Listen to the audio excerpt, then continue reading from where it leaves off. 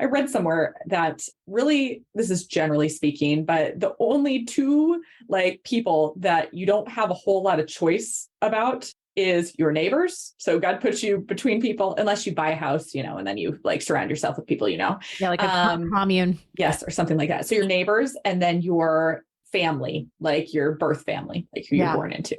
And those are usually the most intentional people God's put in your life to love, even though it's hard, because you're not choosing them. They're chosen for you.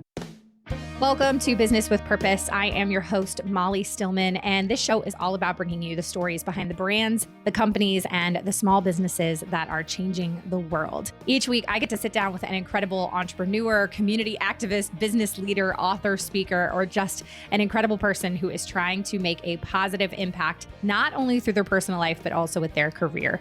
My goal with this show is to show you, the listener, that you can make an impact wherever you are. My guest this week is Stephanie Flies. She is a leader and visionary with a passion to inspire and connect women through the power of building local communities. In 2010, Stephanie launched Scottsdale Moms Blog with a friend, and little did she know that in a few short years, this single site would grow to nearly 80 sites around the country, allow over 100 women to own their own small businesses, represent thousands of voices of moms from around the country as contributors and writers, and come to be known as City Mom Collective.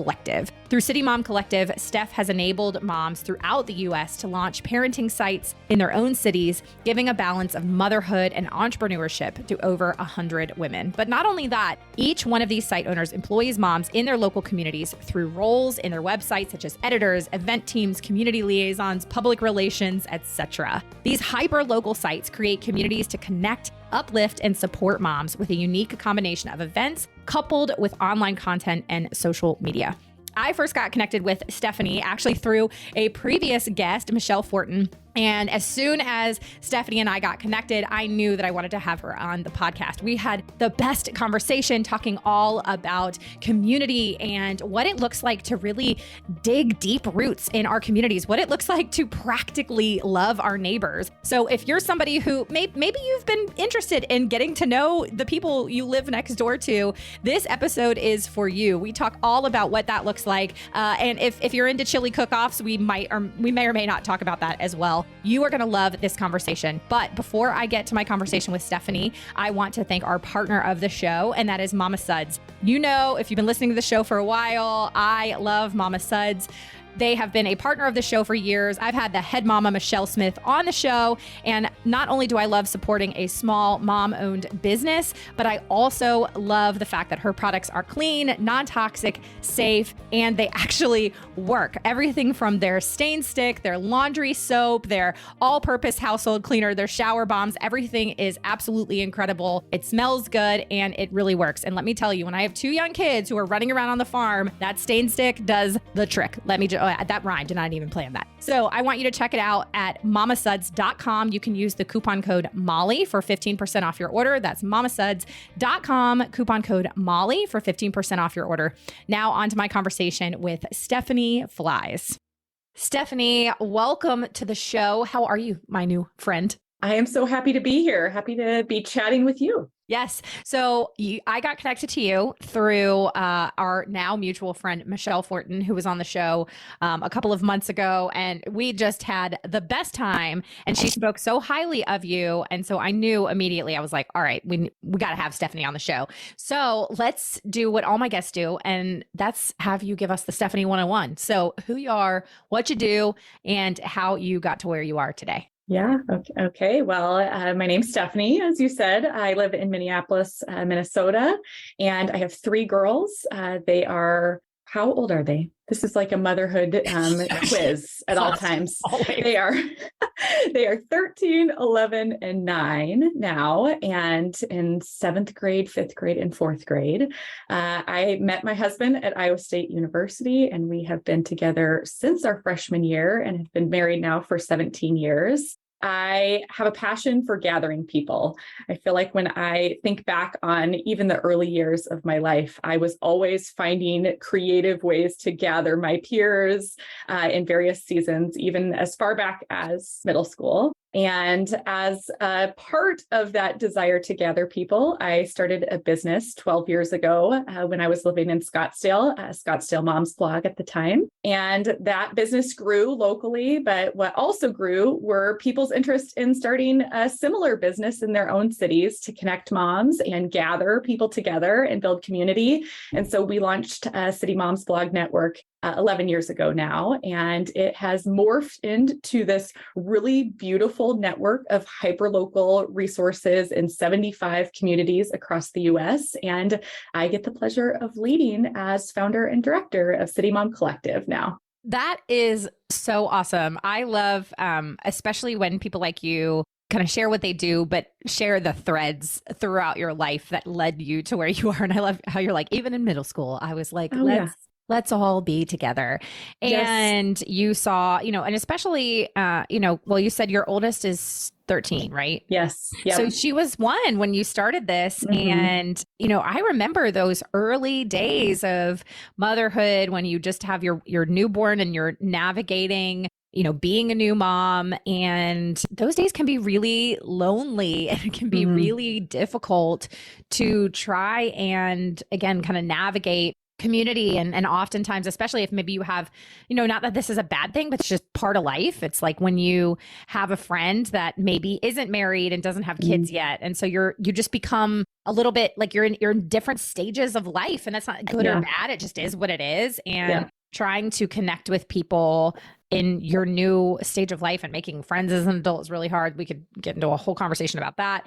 I love that, this is a passion that has carried you with you throughout your life. And, in those early stages, this was something that was kind of born, out of a need for yourself. Oh, for sure. Yeah, it is really incredible. And I feel so lucky that I am building a career that is truly has always been a thread that God has built in me for years and years. And so the fact that I am doing work that I think is worthwhile work, well, I know it's worthwhile work, but it is something that has just always been a part of me and has transitioned and morphed as seasons have changed and grown. But the fact that I get to do my personal motherhood work alongside of all of these other entrepreneurs that are moms and have felt very similarly to me in their motherhood journeys is just a real gift to me. I think I recently read that somewhere like 65% of people are unsatisfied with their job. And I'm like, that is a massive amount of people that are doing work that they don't like to do. And I'm just considered myself really lucky that I am doing work that I truly do love to do. Now, honestly, there are hard days. So it's not like it's just like roses over here all the time, but I feel very fortunate. I am curious, what did those early days when this idea was born, what did those early days look like? Where did you even start? I mean, I started my blog back in 2007 before blogging really was so new. And it was born originally out of my live journal, which was started in 2005. And, I had no resources. I didn't know what I was doing. I didn't even start monetizing it till 2012. And so it's really interesting to me when I, hear from people who again, kind of started at the, what do you want to call it? Sort of the genesis of the web blogs, those web blogs. And so often, so many of us navigated it with, having no idea what we were doing. Was that your experience as well? What did it look like in those early days? Yeah, well, I think our stories are actually pretty similar. And I would consider us like the OG of the blogging, the OGs of the blogging world. Yes. There were certainly people that went before me, but I remember very specifically, I had started a personal blog for our family to share pictures and stories and whatnot, recipes, whatever I felt like doing. And I had told a friend, we were on vacation. I was like, hey, I'm starting this thing called a blog. And she was like, what is a blog? Blog. Yes. The amount of times I've heard that. It's so funny to think that something so simple that is very natural vernacular of all of us now was once not. And it was just a short bit ago that it was. And so I started a personal blog like you. And then as I became a mom, and to what you just said, I found that motherhood was so lonely. And I felt I felt hormonal, at the beginning. And that was something. But I was desperate to create a new community for myself that understood the season of life that I was walking through. And so I took my very novice experience in blogging and joined forces with my original partner, who has since kind of gone our separate ways. But she just was like, hey, I think I know some technology to be able to help with the blog element. You seem to really like to build community. Let's see what we can do. And so, yeah, those first few years are really interesting because, and honestly, I'd say all of the years of building this business have been just routinely throwing stuff at the wall and being like crossing your fingers and toes and hoping that it sticks. We had no roadmap. Certainly in the blogging world, we had some people that had gone before us and we could figure out how to do some things just by Googling, how to write HTML code, that sort of thing. But when it came to building a network of blogs and parenting resources, that was totally, most people still to this day are like, how do you make money? Always. What is it? They're so confused. I always equate it to that scene in Office Space, if you know what I'm talking about, where the guy is sitting down with the Bobs and they're like, what would you say you do here? And it's like, that is, I feel like what most people ask me when they find out I work for myself, and they're just like, so what? How? And I'm like, I know I even think it's weird sometimes. Yeah. I'll just be like, spit it out. Like, just ask the question because that's what everyone wants to ask. And I'd much rather, what I do. And in general, have an idea of how this business is a legitimate business and is really doing great work. Yeah. Okay. So you had these early days, but let's really talk about the heart behind this and your passion for connecting people and building community. And because that is something, again, that I feel like has been a common thread in some of the conversations I've even had on this show this year, of just how much people, and I think a lot of it is born out of the pandemic and people being isolated, and especially some people living in, certain cities that might have had, more strict lockdown rules or whatever it was. And people are at a time where they're desperate for community. And like we alluded to earlier, making friends as an adult is hard. And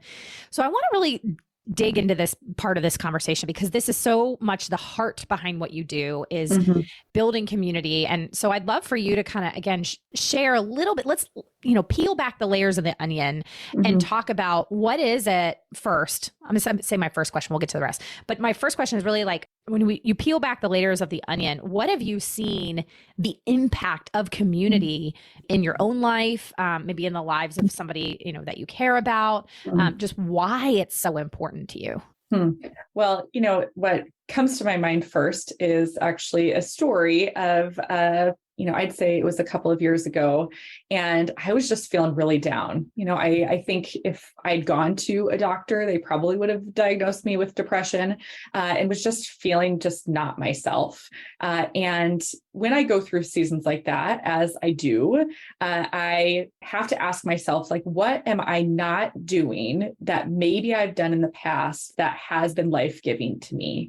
And oftentimes what it comes down to is I'm not gathering people. I'm not seeing my close circle of friends often, and I'm not serving people. I'm just like in my own bubble and world. And I will tell you that the amount of times that I have taken the reins and said, okay, that's enough. Like, I'm going to have people around my dinner table, my community. I am going to do something for my neighbors, even if it seems simple, to bring zucchini bread or whatever to my neighbor, my widow neighbor. Like that, crazy enough, it is a crazy thing about how service of community really does, while we're serving other people, it refills us back and really is one of the best medicines, I would say, non-traditional medicines for me to feel like myself. And so, I build community in a lot of different ways in a lot of different seasons, but I just know that, and honestly, I would call myself a social introvert. So that's an interesting part about somebody that loves to gather people, is that it's not like I like have to do that all of the time to get my fill. It is really necessary for me to feel like myself and to feel joyful and satisfied. But I think that's important because some people listening may be introverts, and you hear some of these suggestions that, of things that I've done, and you're going to be like, oh, that's not for me. Well, everyone needs community to some extent, even if you get energy by being by yourself in the end, which is my kind of definition of introvertism. But yeah, I mean, it just is a part of my life and my blood. It just runs through me at all times, is like, how can I add value to my life while also bringing people in? There's really just incredible things when you do that. Yes. I am also an introvert, which people never believe when I tell them. And I just go, just because somebody has a big personality, just because somebody can talk to people does not mean that they are extroverted. There really is. And I don't even fully identify as the term extroverted introvert, which some people maybe try to label me as. But I'm like, look, I am an introvert. I am very happy eating at a restaurant alone. I am very happy going to a movie by myself. I'm very happy taking a bath and reading a book and speaking to no one after 9 p.m. And you know what I mean? Like, I am very much a homebody. I really love to stay home, but I also really love my friends, and I really love community and crave it and need it and thrive on it. I love to host people in my home, but by the end of the night, I'm exhausted and I'm ready to speak to no one. And so, totally. And it's not, and sometimes, especially people who aren't introverts, sometimes think like, well, then why do you do it? It's like, well, it's really hard to explain. But so, yes. It's as human beings, we were not created to be alone. And I always kind of like equate it to, there's a reason IKEA directions always say you should do this with a friend. So, it's like, you should not put this together alone. And I'm like, see, God knew that one day IKEA would exist and that we would have to put together IKEA furniture, and that we couldn't be alone to do that.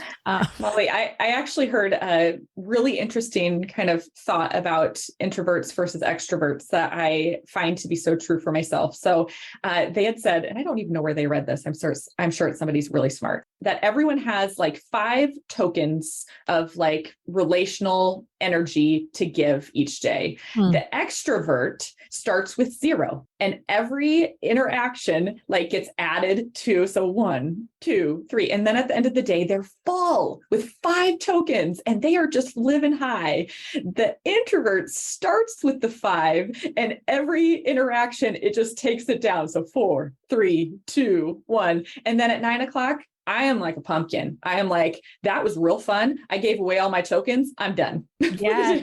Oh my gosh. Yes, that's exactly it. Like, I was thinking back to a couple weeks ago, we had just a string of birthdays. So my daughter's birthday is 5 days before mine. And it was like, my daughter had one birthday party that was hers on a Thursday during the day. She had some friends over for lunch and a play date. Then Friday night, she had a sleepover. Then we had another kid's birthday party the following day. Then we had another kid's birthday party the following day. Then it was my birthday. And I was like, I am no more birthdays. I am done with the birthdays. I'm done with the birthday parties. I'm done with the decorating. I'm done with it all. I've spent my tokens. You have spent your tokens. Spent my tokens. And I loved it. I love my people. I love celebrating. But I am now done, and I don't need no more. I love that. I relate to that big time. Yes. Yeah. I just oftentimes, like you, find myself hosting people for dinner, book club or something. And I love every minute that they're in my home. But the minute that they leave, I literally fall asleep in 5 minutes. I'm like, I am totally done. Where some of my friends are like, I am wired now. Yes. Like, that really energized me. And I'm like, energize me. Really great. Totally done. Yeah. Oh my gosh. That is so funny. Yes. I'm exactly the same way. Okay. So I'm glad to know that I'm not alone, because so often people will try to argue with me, because again, I have a big personality. I am aware of that. I can speak to people. So I can speak to strangers. I am aware of that. I know this about myself. Doesn't make me an extrovert. So well, kindred spirits. I know. Exactly. One of the things I kind of alluded to when we were setting this all up was how, again, the last few years, we've really seen people isolate themselves.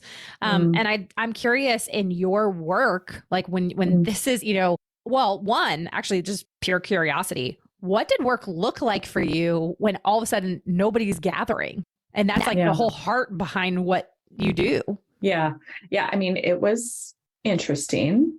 I would say, as most business owners would say, in 2020 was just a massive pivot to try to make it work to withstand this pandemic that we thought was going to be over in much more less time than it really was. But our business model is really interesting in that our heart is community and our heart is connecting moms to one another in our communities. But the basis of which we do that starts online. So we have our blog components, we have our social media, we have some private kind of community groups on Facebook that intentionally connect people on an online basis.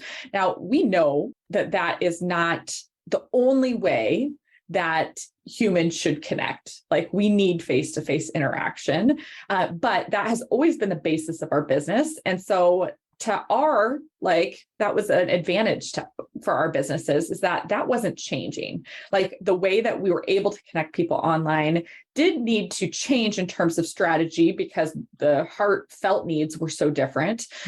But that didn't change. So that maintained throughout the past couple of years, and got creative in a lot of ways. Now, the in-person is what changed. So many of our we call our hyperlocal parenting websites sister sites. We're like a family.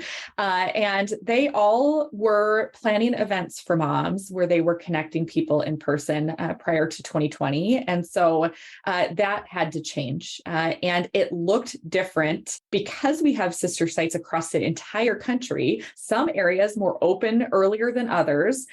We really had to lean into, like, you have to know your market and your community. Like, what are your local recommendations and requirements for gathering? And so the localized event components of our business changed a lot. And many of our site owners who are entrepreneurs have continued to have to identify, like, what does this look like now for us? Because there still is a continual felt need for people to be seen actually in person. But, the online component, thankfully, is something that was always in place. Yeah. That's, and did you do like Zoom events? We did. So we did have to, that was part of the pivot, is that, many of our sites, we were actually in the middle of, I think, 50 or so of our sites planning new and expecting mom events in April of 2020. And obviously, like, that was just not going to happen, especially with that type of demographic with new and expecting moms. So many of our sites did pivot to a virtual event where they would either do a Zoom type event, or they would figure out how to stream the event into a private group. We definitely went more virtual events in 2020 and early 2021. We've drifted away from that in some regard. And that really, again, our heart is, and I think it's necessary for communities to have these opportunities for moms to connect in person. But yes, also, as an aside, Zoom has been like a part of my life for 8 years. Yeah. And so because I lead a national team that lives across the country, like, thankfully that hurdle to get over in terms of how do you do virtual work was, quote, easy, unquote. Yeah. Never easy, but easier. Yeah. Yes. Easier is right. Okay. So this is something that I've had this conversation with a couple of people here, even on the show, but I feel like it's so relevant in even a different way to the work that you do. And for listeners that listened to my interview with my friend Daniel Grothe last year, you'll know a little bit of what I'm talking about. But he had written this book called The Power of Place, and it says choosing stability in a rootless age. And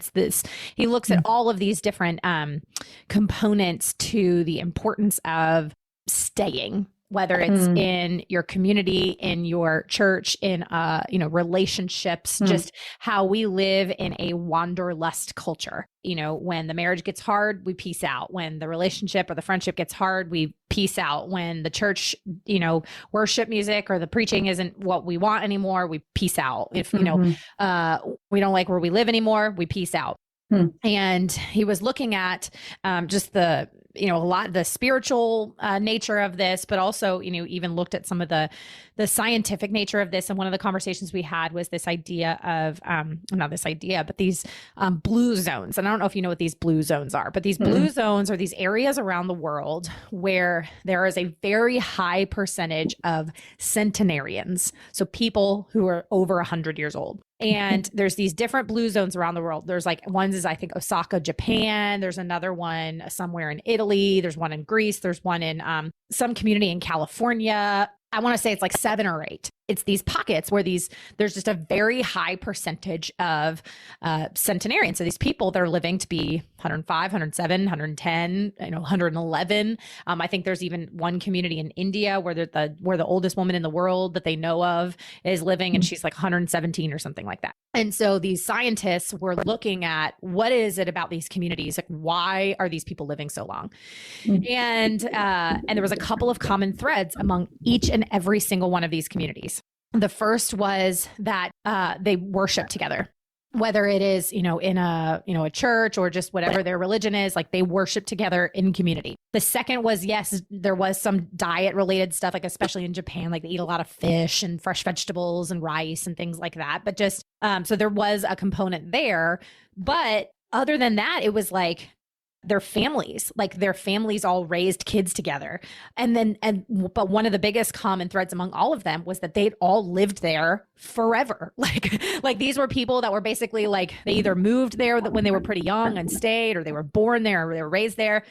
In particular, the community in Japan, there was this group of women who are all in their early hundreds. They're all 105, 106, 107, and they've been friends for almost 100 years. They became friends when they were a kid, and every day they get together and they have their tea and sake, and they go walk to town. They walk to the market, and that was the other thing. They walk a lot. They exercise a lot. It was really fascinating to see how these communities were people who had just stuck together.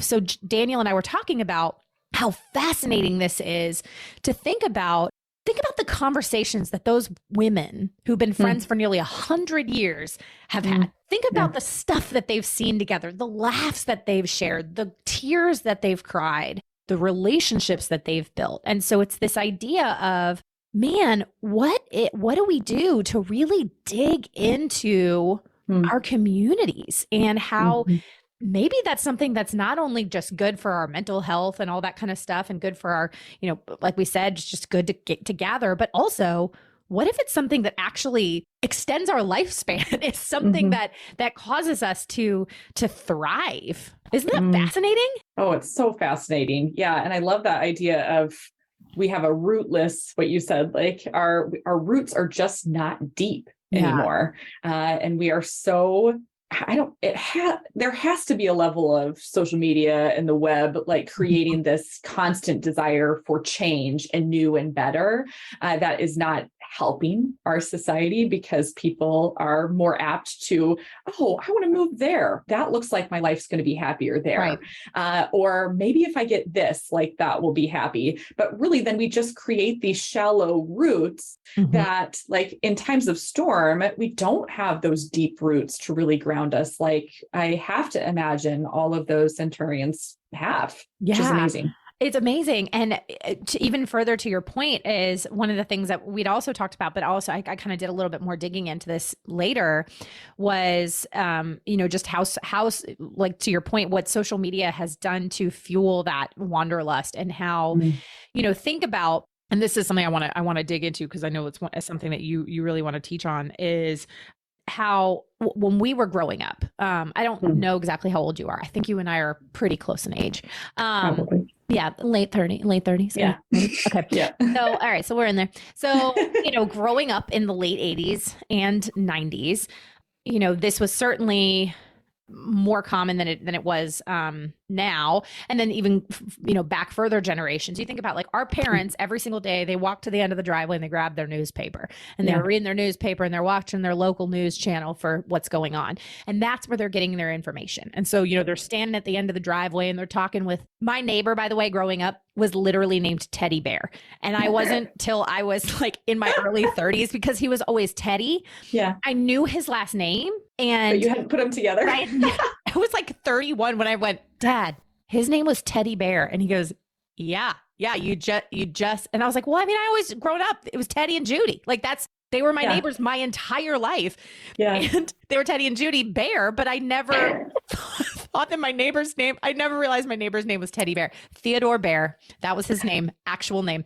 Anyway, so, my dad would stand at the end of the driveway talking to Teddy Bear and they would talk about what they were reading in the newspaper. And that's where they're getting their information. That's where they're connecting in community was the people, across, we had Horace across the street. We had, the twins down the road and just, those were the people we interacted with. Whereas think about where we're getting our news from now. We're getting it from social media and we're curating our feeds to be with people that we agree with. And maybe those people don't live across the street from us. And so suddenly it's created this divide among people that are literally right next door.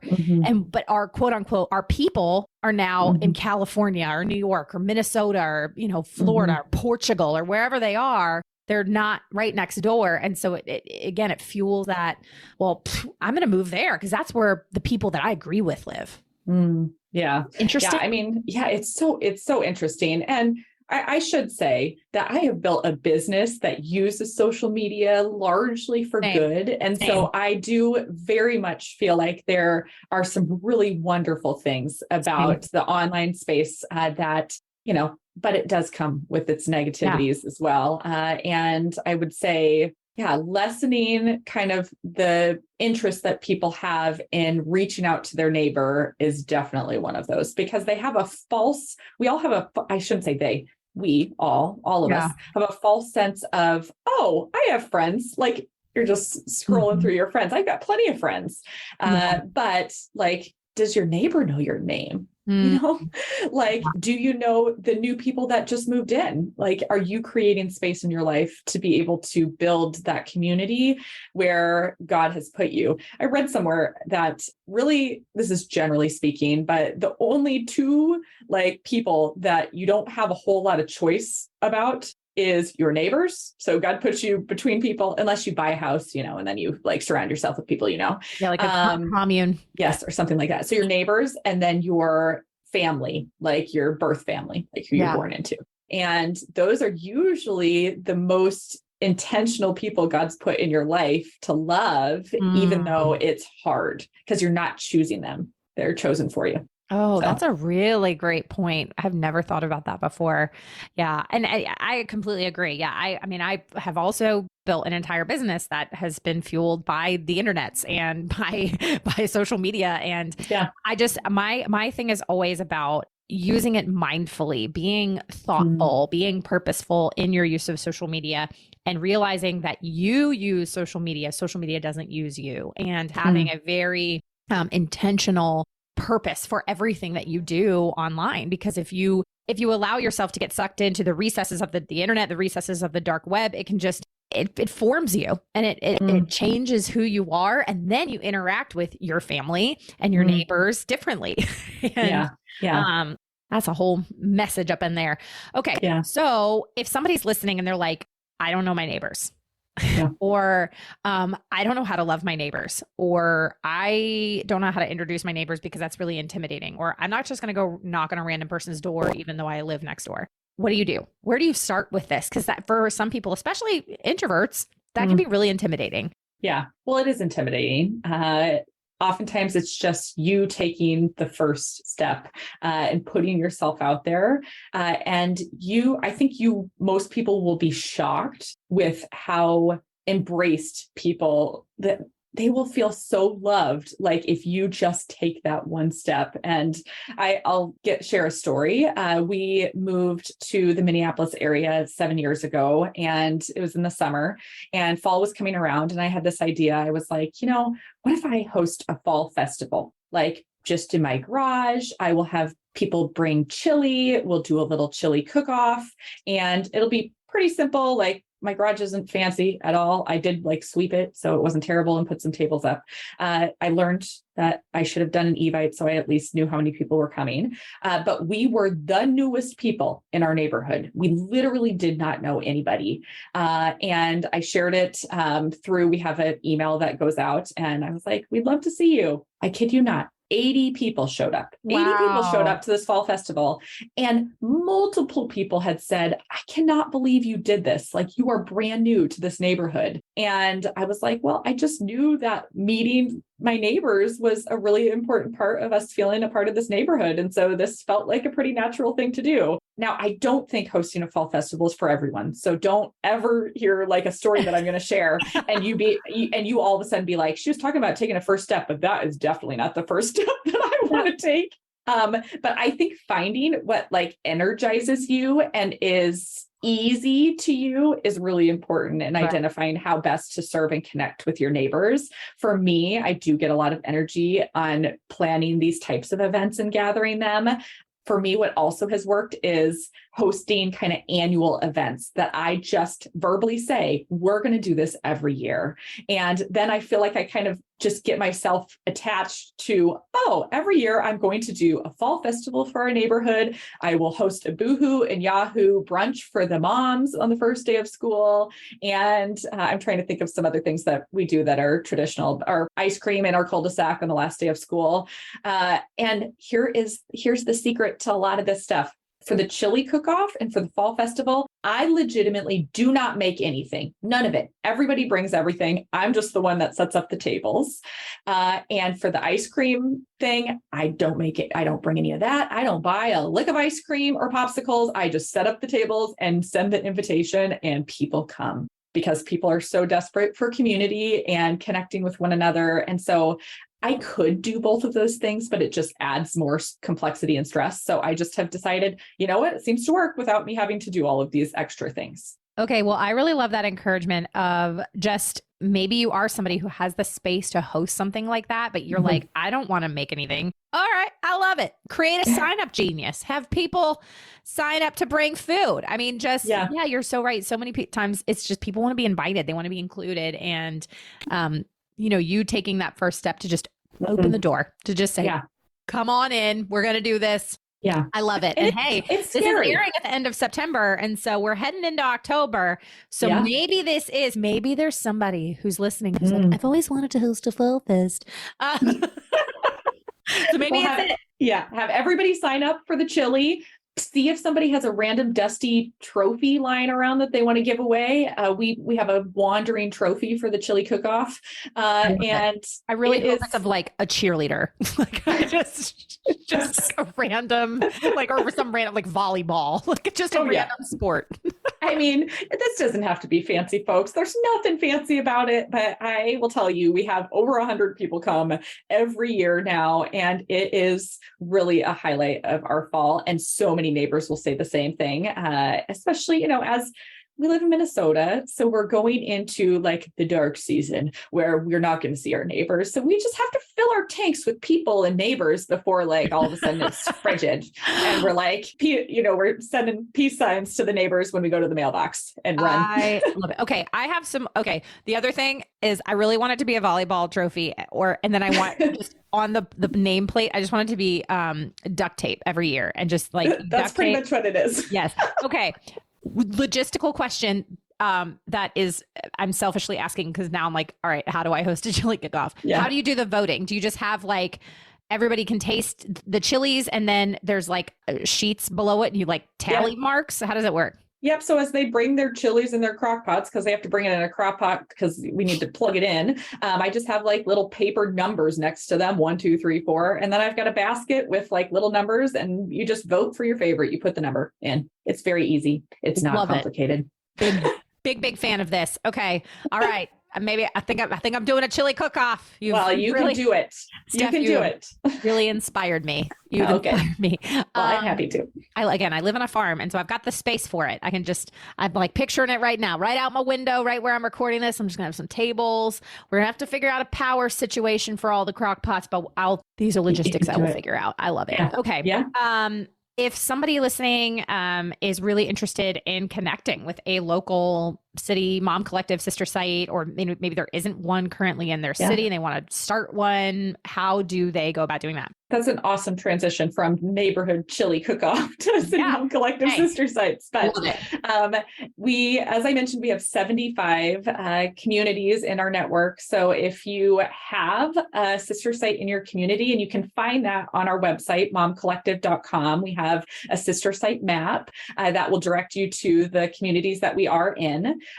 We would love for you to connect with that local sister site, either by signing up for their e-newsletter, following them on social media, just getting involved, attending one of their events. That's definitely a wonderful way to create a local community for yourself. However, you're going to find on our map that 75 sounds like a lot, but there are a lot of cities that do not have a current City Mom Collective sister site. And so we are always looking for entrepreneurial-minded women who are passionate about their communities, but they want to build a business from home that is a flexible career around their family schedules. And so I definitely encourage you to go to join.momcollective.com for more information about joining our network. And the first person that would get your application is me. And I'd love to talk to you about what we're doing in our various cities. Awesome. Man, we went from chili cook-offs to deep talks about community to also how to start your own business if you really want to. Stephanie, you are so much fun. Before we transition to the get to know you round, I'm obviously going to have you back at some point because we have so many more things I want to talk about. What is on the horizon for you? What projects are you working on? What is new? What's exciting? Like what tell us, give us the deets. Yeah, well, as I just alluded to, we are always looking to grow our network. And in full transparency, the past 2 years have been a little tricky because there's not a lot of people out there that are like, I'm going to start a business in a pandemic. That sounds like a really great idea. Yep. So we are focusing a lot of our effort on building up our network of entrepreneurial-minded moms and sister sites. And so that is definitely something that we are focused a lot of our energy on.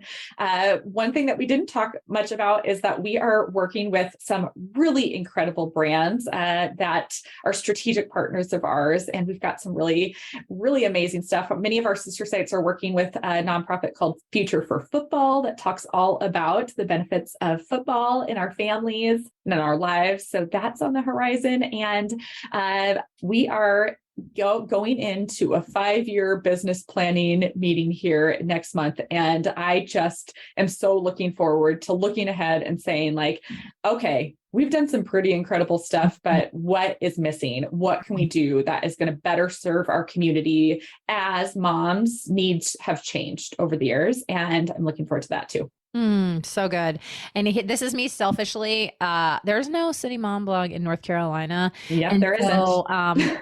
Let's be honest, I'm not at a point in my life where that is something I can take on. So if any of my friends, neighbors want to start one in the Durham, Hillsborough area, not Raleigh, because everything's in Raleigh and I need some stuff to be in Durham and Hillsborough. And so if somebody wants to take that on, I would just love it. And it would just bring me great joy for somebody else to do the work and I can reap the benefits. Okay. So well, we would love that area. They call it the Triangle area, right? Yes. Yeah. Yes. Raleigh, Durham, Chapel Hill, but everything is always in Raleigh and Raleigh is fine. Okay. But the real cool stuff is happening in like Durham and Hillsborough. And I just need more people to do stuff here. Because Raleigh it's not far, but it feels far. And every time I'm like, ugh, another event in Raleigh. Why? Why is it all in Raleigh? So when I get really excited when stuff is in Durham, I'm like, yes. Anyway, so I would welcome a conversation with anyone in that area because that has definitely been a target area for us for a while. Yes. Love it. Love it. Okay. Now is the get to know you round. Steph, are you excited? Are you ready? I am ready. Okay. I am ready. Question number 1. What is something that has happened in the past year that has either been really memorable or had a big impact on you?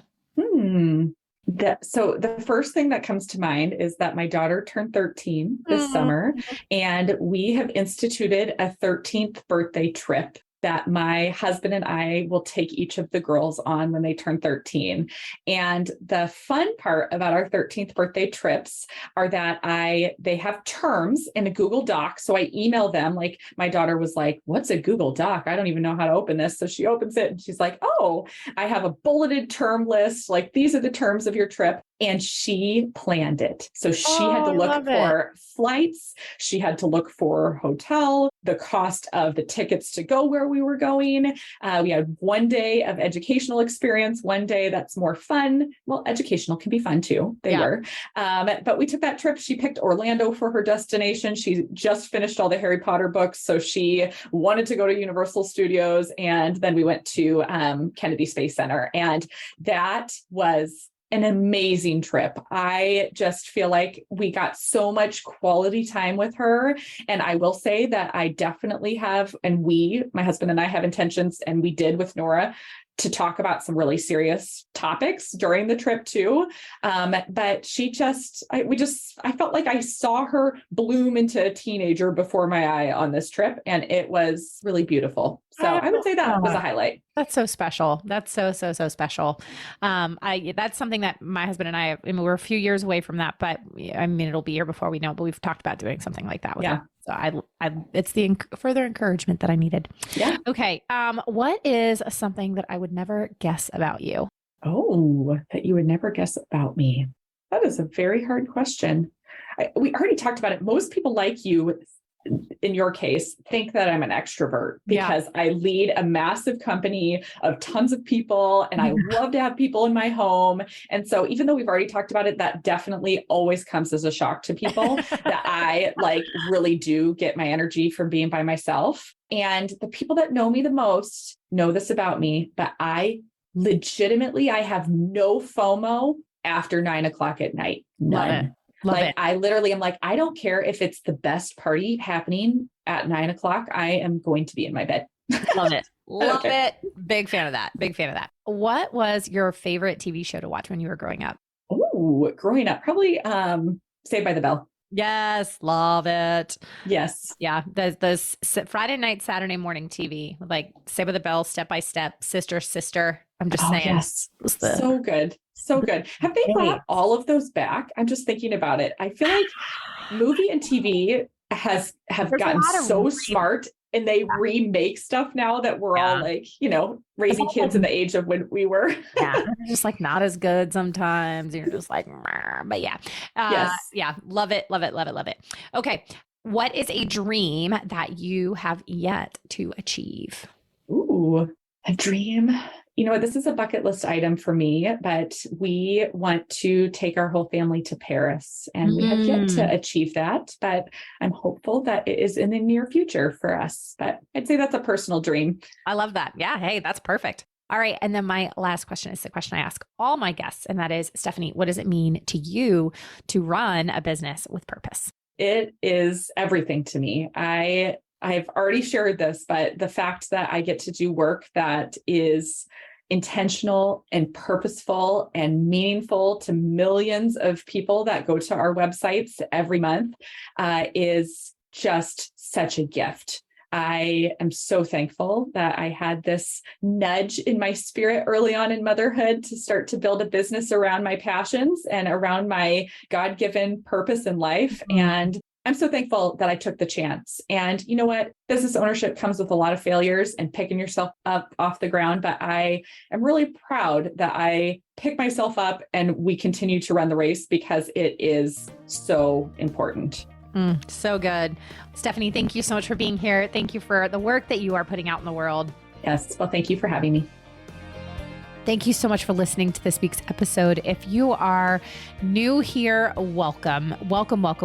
Having you listen to this show is such a gift, and I am so grateful to you. If you're one of my regular listeners of the show, thank you for tuning in week and week out. Thank you for your support. be sure to head on over to whatever podcast app you're listening on, whether it's Apple Podcasts, Spotify, Google Podcast, Radio Public, Stitcher, Overcast, there's a million of them. Would you click that subscribe or follow buttons to make sure that you never miss a new episode of the show? And would you take a moment to leave a review? Leaving a review helps me to know what you're liking and how the show is personally impacting you. This show is edited by the incredible team at Third Wheel Media, and I'm so grateful for them. Now for you, be sure to go do something good with purpose on purpose.